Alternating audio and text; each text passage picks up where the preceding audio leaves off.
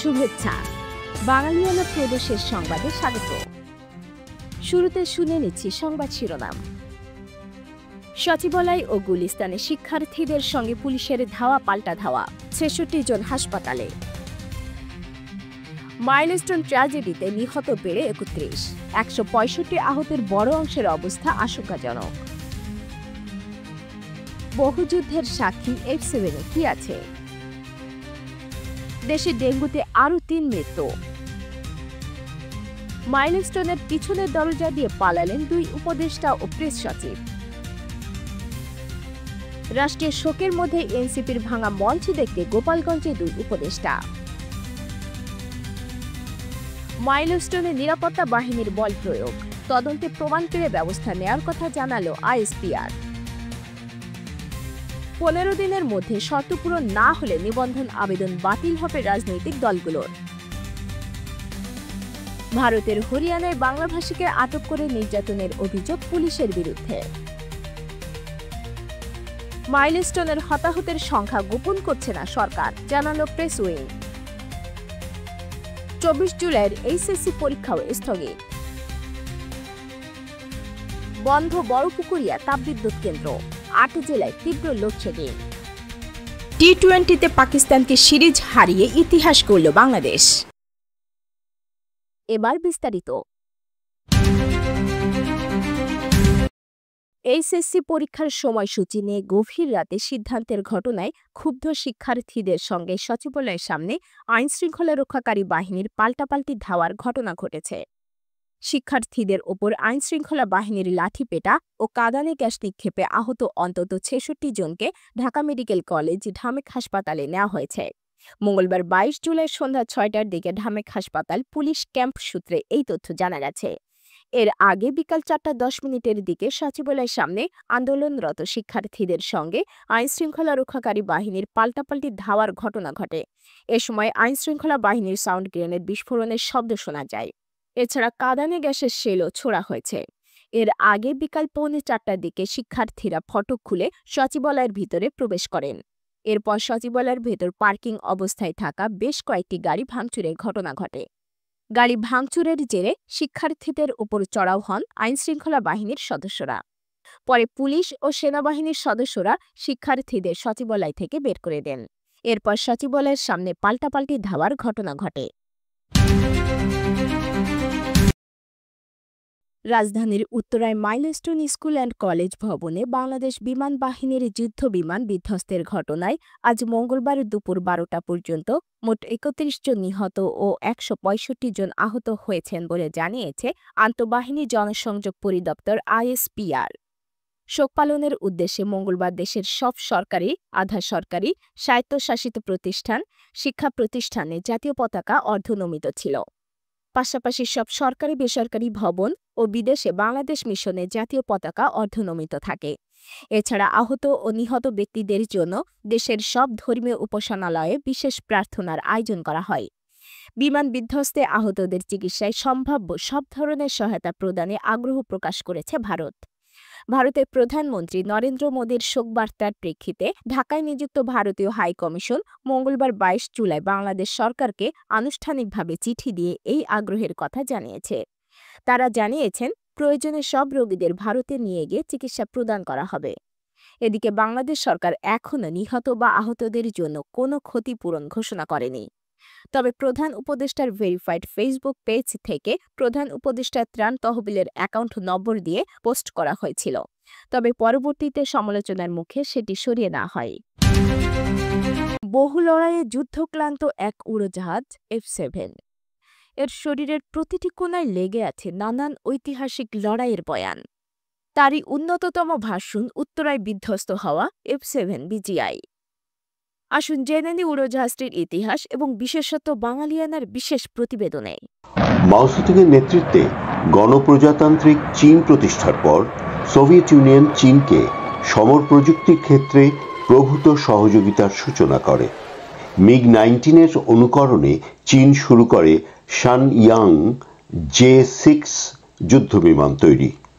এদিকে এ সময়ই বাজারে আসে আরও দক্ষ এবং কিংবদন্তিতুল্য সোভিয়েত MiG-21।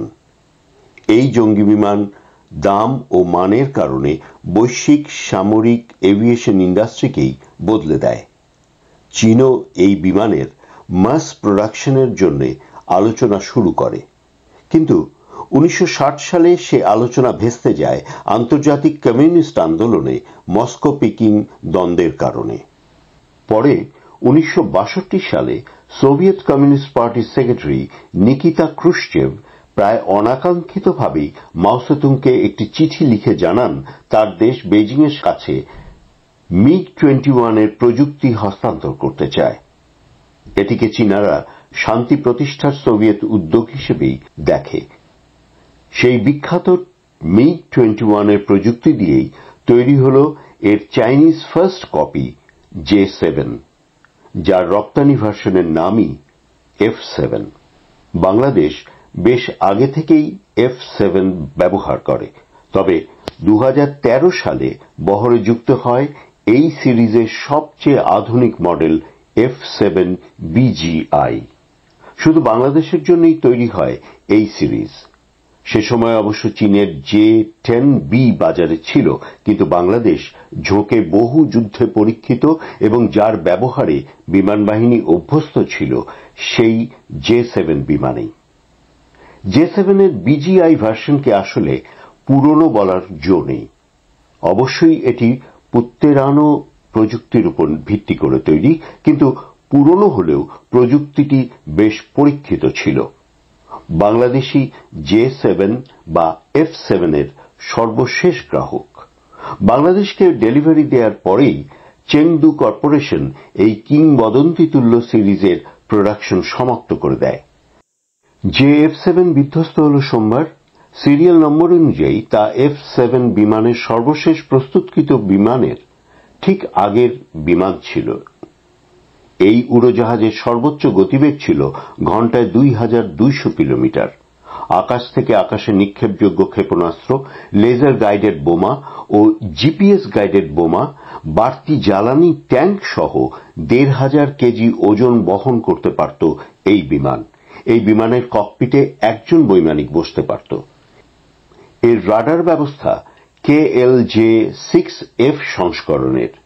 এটি 17,500 মিটার পর্যন্ত উচ্চতায় চলাচল করতে পারত। এর ককপিটে সব তথ্য আধুনিক ডিজিটাল ডিসপ্লেতে প্রদর্শিত হতো। খালি অবস্থায় এর ওজন 5292 কেজি আর পুরো পেলোড সহ ওজন 7540 কেজি। এতে ব্যবহৃত হয়েছে একটি Liyang Wopen 13F afterburn turbojet engine, যেটি শুকনো অবস্থায় 44.1 কিলো নিউটন আর আফটারবার্নার ব্যবহার করে 64.7 কিলো নিউটন থ্রাস্ট তৈরি করে। অধিকাংশ আধুনিক যুদ্ধ বিমানের চেয়ে এর গতি তাই অনেক বেশি। বিমানটি অতিরিক্ত জ্বালানি ট্যাঙ্ক না নিয়ে 2200 কিলোমিটার দূরত্ব অতিক্রম করতে পারে। F7 এ রয়েছে দুটি 30 মিলিমিটার কামান। প্রতিটি কামানের জন্য 60টি গোলা বহন করা যায়। এর 4টি হার্ড পয়েন্ট রয়েছে। পাখার নিচে 4টি হার্ড পয়েন্টে উড়োজাহাজটি 500 কেজি আর পেটের নিচে 2000 কেজি পেলোড বহনে সক্ষম। এটি 55 mm রকেট আর 900 mm রকেট, বেশ কয়েক ধরনের এয়ার টু এয়ার মিসাইল এবং 50 থেকে 500 কেজি পর্যন্ত আনগাইডেড বোমা বহন করতে পারে।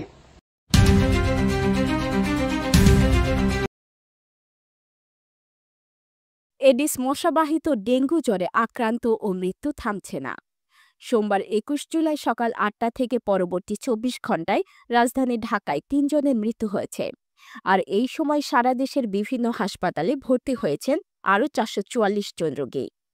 গত 24 ঘণ্টায় বরিশাল বিভাগে সবচেয়ে বেশি আক্রান্তের ঘটনা ঘটেছে। এই সময় বিভাগটিতে নতুন আক্রান্তের সংখ্যা সর্বোচ্চ 127 জন। তথ্যানুসারে গত 24 ঘণ্টায় ডেঙ্গু আক্রান্ত হয়ে দেশের বিভিন্ন সরকারি বেসরকারি হাসপাতালে ভর্তি হয়েছেন 444 জন। 3 ম্যাচের সিরিজের প্রথম দুটি ম্যাচ জিতে নিয়ে প্রথমবারের মতো দ্বিপাক্ষিক T20 সিরিজে জয় অর্জন করল বাংলাদেশ। শোকের আবহে শুরু হওয়া মিরপুরের এই ম্যাচে দুই দলই মাঠে নামে হাতে কালো ব্যাচ ধারণ করে। শুরুতে ব্যাট করে জাকের আলীর 50-তে পাকিস্তানকে 134 রানের টার্গেট দেন লিটন দাসরা। জবাবে ব্যাট করতে নেমে শুরু থেকেই নিয়মিত উইকেট হারায় সফরকারীরা। অবশেষে শেষ ওভারে এসে তারা 125 রানে অল আউট হয়ে গেলে ম্যাচের সঙ্গে সিরিজও জিতে নেয় বাংলাদেশ। জিনিস সো এই সিরিজ উইনটা সম্পূর্ণ তাদের জন্য। আমরা হয়তোবা জানি যে যাদের এই জিনিসটা গিয়েছে তাদেরকে আমরা কিছু দিয়ে পূরণ করতে পারবো না, বাট অ্যাটলিস্ট আমাদের পক্ষ থেকে এই সিরিজটা তাদের জন্য।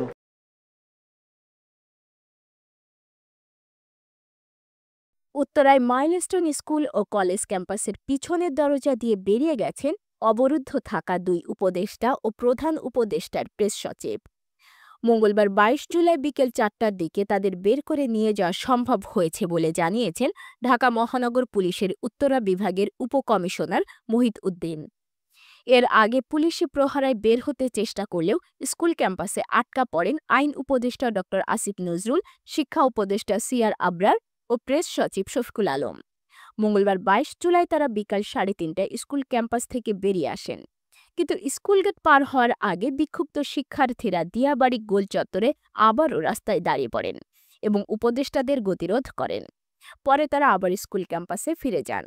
এর আগে সকালে স্কুল ক্যাম্পাস পরিদর্শনে যান আইন উপদেষ্টা আসিফ নজরুল ও শিক্ষা উপদেষ্টা সিআর আবরার। এই স্কুল ক্যাম্পাসে সোমবারের বিমান দুর্ঘটনায় হতাহতের ঘটনায় ক্ষতিপূরণ সহ 6 দফা দাবিতে মঙ্গলবার সকাল থেকে বিক্ষোভ শুরু করেন শিক্ষার্থীরা। গোপালগঞ্জে জাতীয় নাগরিক পার্টি এনসিপির পদযাত্রা তথা মার্চ টু গোপালগঞ্জকে কেন্দ্র করে সংঘর্ষের ঘটনায় ক্ষতিগ্রস্ত বিভিন্ন স্থাপনা পরিদর্শন করেছেন অন্তর্বর্তীকালীন সরকারের দুই উপদেষ্টা মোহাম্মদ ফাউজুল কবির খান ও সৈয়দা রিজওয়ানা হাসান। এ সময় তারা জানান, সহিংসতার ঘটনায় বিচার বিভাগীয় তদন্ত কমিশন গঠনের সিদ্ধান্ত নিয়েছে সরকার। আজ মঙ্গলবার সকালে দুই উপদেষ্টা গোপালগঞ্জে যান। বেলা 2টার দিকে গোপালগঞ্জ জেলা প্রশাসকের সম্মেলন কক্ষে রাজনৈতিক দলের প্রতিনিধি, প্রশাসন ও আইনশৃঙ্খলা রক্ষাকারী বাহিনীর কর্মকর্তাদের সঙ্গে মতবিনিময় করেন তারা। এরপর সাংবাদিকদের সঙ্গে কথা বলেন। এর আগে দুই উপদেষ্টা সহিংসতার ঘটনায় ক্ষতিগ্রস্ত কারাগার, জুলাই স্মৃতি স্তম্ভের ফলক, এনসিপির সভাস্থল, জেলা প্রশাসকের বাসভবন পরিদর্শন করেন।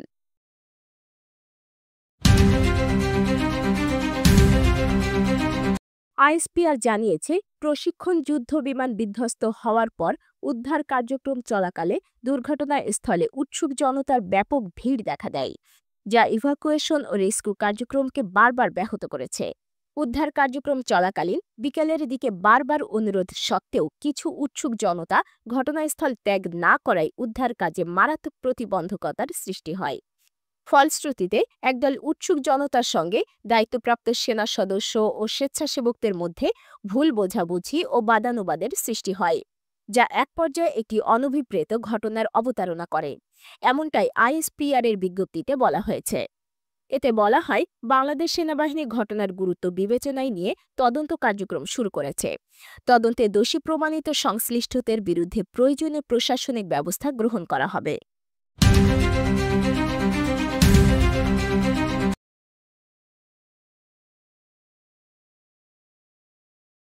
শর্ত পূরণ করতে না পারলে 15 দিন পর নতুন দলগুলোর নিবন্ধন আবেদন বাতিল করা হবে বলে জানিয়েছে নির্বাচন কমিশন ইসি।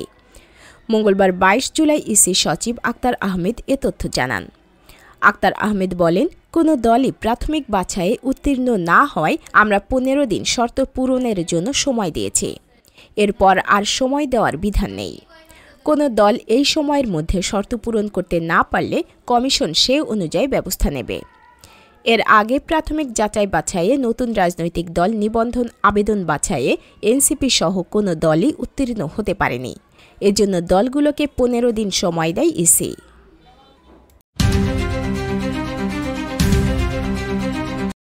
ভারতের রাজধানী দিল্লি লাগোয়া হরিয়ানার শহর গুরুগ্রামে পশ্চিমবঙ্গের অন্তত 6 জন বাসিন্দাকে বাংলাদেশি সন্দেহে আটক করে শারীরিক নির্যাতন চালাচ্ছে পুলিশ। এমনই অভিযোগ করেছে তাদের পরিবার। এ খবরটি জানিয়েছে বিবিসি বাংলা। এই 6 জনই পশ্চিমবঙ্গের মালদহ জেলার বাসিন্দা এবং ধর্মীয় পরিচয়ে এরা মুসলমান। এরা সকলেই পরিযায়ী শ্রমিক এবং ৭-৮ বছর ধরে গুরুগ্রামে থাকতেন বলে বিবিসিকে জানিয়েছেন পশ্চিমবঙ্গের পরিযায়ী শ্রমিকদের একটি সংগঠন। তাদের কাছে গুরুগ্রাম পুলিশ ওই ৬ জন আটক হওয়ার কথা স্বীকার করেছে, তবে এ ব্যাপারে বিস্তারিত তথ্য দেয়নি। এই ৬ জন আটক হওয়ার ব্যাপারে মালদহ জেলার যুগ্ম শ্রম কমিশনারের কাছে লিখিত অভিযোগও জমা পড়েছে।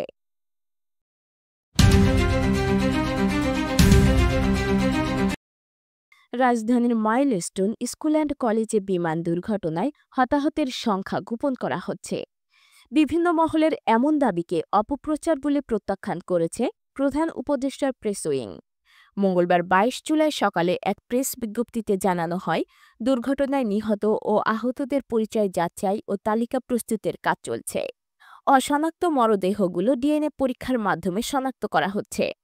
আহতদের সুচিকিৎসায় ঢাকার বিভিন্ন হাসপাতালে সর্বোচ্চ ব্যবস্থা নেওয়া হয়েছে।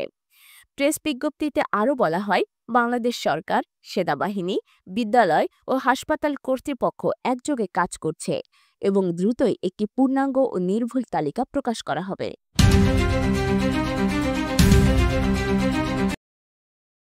আগামী ২৪ জুলাই অনুষ্ঠিত এইচএসসি ও সমমানের পরীক্ষা স্থগিত করা হয়েছে। আজ মঙ্গলবার প্রধান উপদেষ্টার কার্যালয়ের এক কর্মকর্তা একথা জানান। রুটিন অনুযায়ী ওই দিন অর্থনীতি প্রথম পত্র ও প্রকৌশল অঙ্কন ও ওয়ার্কশপ প্র্যাকটিস প্রথম পত্রের পরীক্ষা অনুষ্ঠিত হওয়ার কথা ছিল।